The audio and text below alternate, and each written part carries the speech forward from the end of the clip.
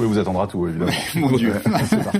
Voici le portrait vrai de vrai, à peine romancé, d'un amoureux des bateaux-livres. La famille paternelle de René Monnier-Beaumont est originaire de Goncourt. Ça ne s'invente pas. Son parcours était déjà tout tracé. Né sous le signe du Cap Horn, ascendant poisson tropique du Cancer, le petit René a très vite su nager dans les romans fleuves et su affronter les courants littéraires. À bord d'une planche d'imprimerie, de 2 rames de papier, un peu de caractère, il lève l'ancre et vogue la galère direction l'océan Atlantique, Saint-Gilles-Croix-de-Vie.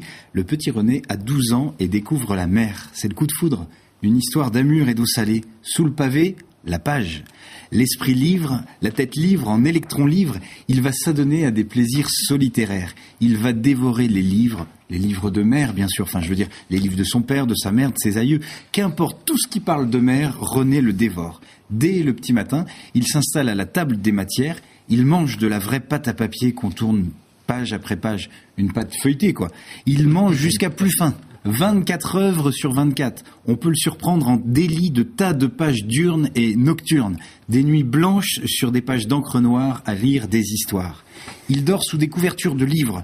C'est un nomade qui habite dans les pages. Alors quand il trouve une page d'accueil, il s'installe. Il est curieux de tout.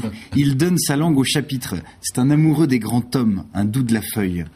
Adolescent, ça ne s'arrange pas. Au contraire, il persiste et signe. Il est monté sur pile de bouquins. Il a tellement lu de livres qu'ils sont épuisés.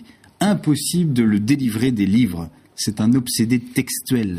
Il court même plusieurs livres à la fois, paraît-il. Un véritable bibliophile. Fervent adepte du bouquinisme, il lit jusqu'à plus soif, jusqu'à devenir un vrai livrogne avec des livres de poche sous les yeux, beurré comme un petit lu. Il avale des vers et des vers, se prend les pieds dans les strophes, tombe dans les poèmes. Et à 17 ans, enfin, il prend la mer. Rien n'y fait. La passion du livre est toujours là, plus que jamais. D'année en année, de voyage en voyage, il va mettre le pied à l'encrier et commencer à jeter l'encre noire sur l'océan de papier. Corsaire du verbe, navigateur salutaire, il va mettre des ailes et des voiles aux mots. Artisan, lecteur, auteur, peintre en boniment, il nous embarque dans ses bateaux-livres, sans passeport ni balise. On touche du doigt l'immensité des océans, on met la clé sous la coque, on prend la poudre des girouettes, et puis on oublie le monde, ses tourments. La mer des sarcasmes, avec lui c'est certain, le vent est bon, et sous les pavés, la page, évidemment. Très bien, très bien. Ouais, l'encadrer. Ah oui, j'aime bien, j'espère que j'aurai une copie. Vous aurez une dédicace, bien sûr.